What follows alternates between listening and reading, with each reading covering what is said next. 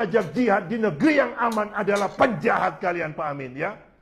Anda penjahat, Anda provokator. Indonesia ini Darussalam, negeri yang aman. Hei Pak Amin, kalau Anda mau berjihad, jihadlah, ya, di Afghanistan sana. Jangan ngajak jihad di negeri yang aman. Sampel Anda itu. Kalian, hei Amin Rais, hei Yusanto, mengganggu Pak Jokowi dengan isu pemajulan. Hadapi dulu para relawan Jokowi ini.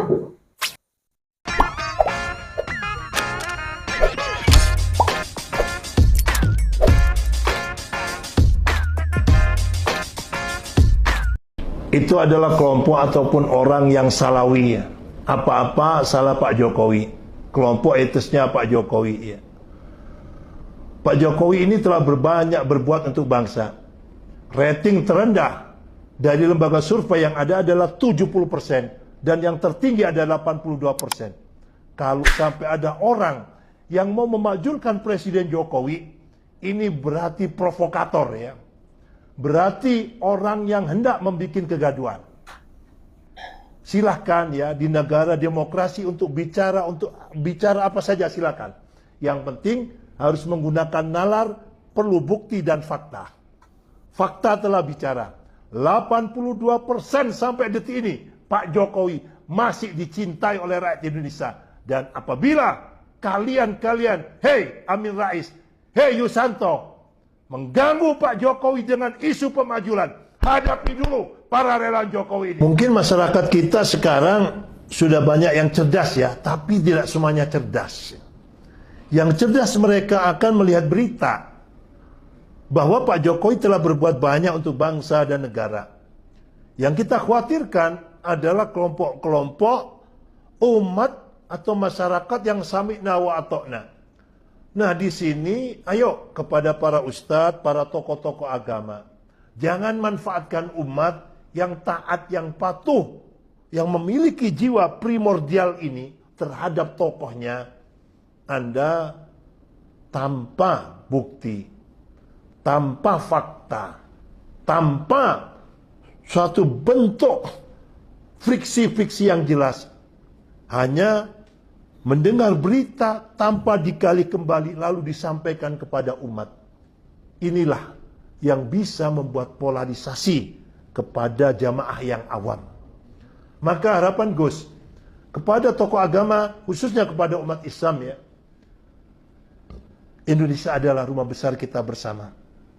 Mari sama-sama kita jaga. Sebelum kita berdakwah, sebelum kita bicara, hendaklah sal domirok, tanyakan pada perasaanmu. Apa yang kita sampaikan ini membawa manfaat atau tidak? Memecah umat atau tidak? Membikin kegaduhan atau tidak? Mari, itu lebih kita pikirkan agar kita menghadapi pemilu yang serentak di 2024 ini bisa aman, damai, kondusif. Tanggung jawab semua umat Islam khususnya dan semua tokoh-tokoh agama agar bisa terlaksana pemilu ini aman, damai, dan kondusif. Dulu istilahnya adalah mulutmu harimaumu, saat ini jari-jarimu adalah harimaumu. Jangan sampai jari-jari kita khususnya mau menjelang pemilu serentak ini asal share, ya. Ingat kita punya undang-undang ITE. Saringlah sebelum sharing, ya. Jangan karena kita hanya membaca judul, ternyata di dalamnya bacaan ataupun tulisan fitnah dan provokatif. Anda tanpa meneliti terus men-share begitu saja. Apabila ada yang menuntut kepada Anda bisa terkena undang-undang ITE. Mari menjelang pemilu ini kita jaga, salah satunya kita jaga bukan hanya lisan kita, tapi jari-jari kita di dalam menge-share media sosial yang ada ataupun menulis, mengetik, ya. Sekali lagi, saling sebelum share agar pemilu 2024 ini aman, ya, karena keamanan dan kedamaian itu adalah dambaan kita semua rakyat Indonesia. Ya, menjadi keamanan ataupun orang yang menjaga keamanan itu jangan mencari aman, ya.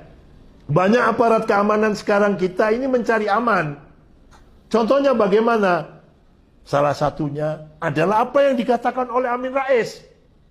Mau memakzulkan Presiden Jokowi tanpa ada data-data yang jelas.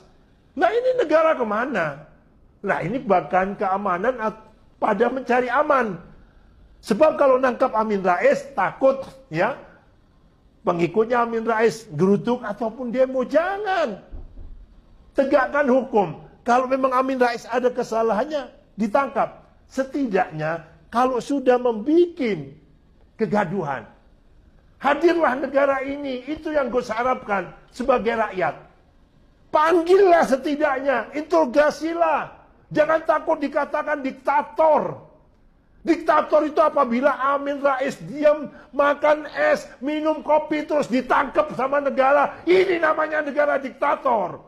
Tapi Amin Rais sudah bikin kegaduhan, mau memakzulkan Presiden Jokowi. Negara diam. Kami sebagai warga negara marah kepada kalian yang menjabat sebagai keamanan negara.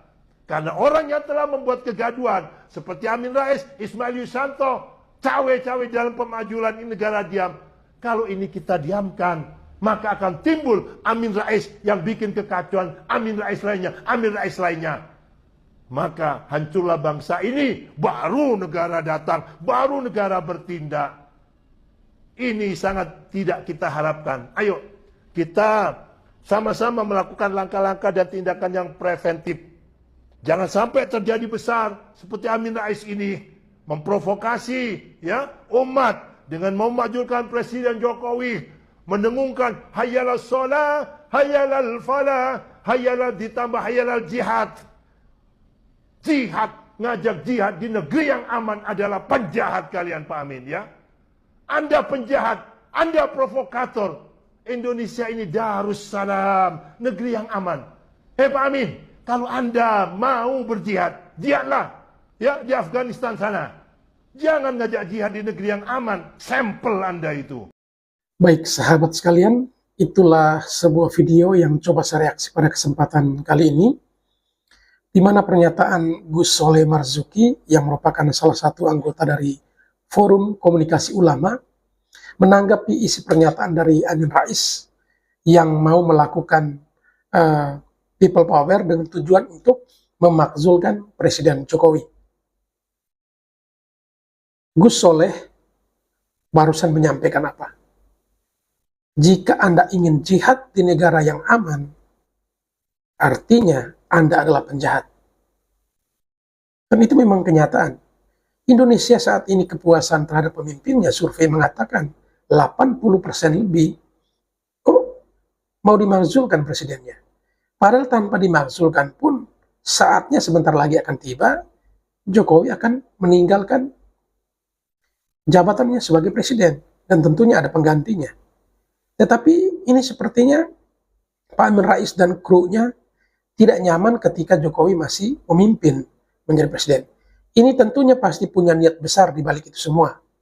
Ini pasti ada kaitannya dengan politik, ada kaitannya dengan pilpres dan pileg. Jika Jokowi dibiarkan terus ya memimpin bangsa ini, tentunya nilai-nilai yang telah Jokowi tanamkan, rakyat semakin mencintai dia, kemudian akan pada saatnya, karena saking loyalnya rakyat terhadap Jokowi, ya Jokowi bisa menggiring rakyat tersebut untuk memilih sosok mana yang paling tepat menurut Jokowi. Karena bagi rakyat, ketika Jokowi menunjuk siapa itu yang terbaik, tentunya rakyat akan mengikuti itu. Ini berdasarkan survei, 80% itu puas dengan pemerintahan Jokowi. Dan ini tentunya berbahaya bagi lawan politiknya yang mengkehendaki agar yang menjadi presiden itu adalah Anies Baswedan. Ya, selain dengan isu penjagalan dan lain sebagainya, tapi ini juga satu upaya bagaimana untuk mencekal Ganjar menjadi presiden dengan memakzulkan Jokowi. Nah, ketika Jokowi dapat dimakzulkan atau diturunkan atau dilengsirkan sebelum saatnya tiba, tentunya ini punya dampak negatif juga terhadap Ganjar selaku ya kandidat yang diusung oleh partai PD Perjuangan. Karena saat ini jujur, suka tidak suka kita harus akui, sekalipun Megawati adalah Ketua Umum Partai Demokrasi Indonesia Perjuangan, tetapi tidak terlepas dari peran Jokowi, di mana Jokowi 2 kali menang Pilpres, elektabilitas PD Perjuangan melesat naik. Nah ini tentu tidak terlepas dari peran atau sosok atau figur Jokowi di dalam partai ini. Sehingga jikalau sampai dimakzulkan, ya tentunya juga akan berdampak buruk terhadap Ganjar selaku capres dan juga para anggota atau para caleg atau para kader PD Perjuangan yang akan maju di pileg nanti. Nah ini tujuan yang memang sangat-sangat tidak baik. Harusnya sebagai seorang dikatakan sebagai seorang negarawan, ya, tokoh sesepuh lah, orang tua seuzur Amin Rais harusnya bersikap lebih netral dan juga mampu memberikan pandangan-pandangan positif, mengarahkan hal-hal yang positif, bukan sebaliknya. Sehingga ketika saat tiba, kalau memang Tuhan panggil kita pulang pun, kita meninggalkan sebuah cerita yang baik.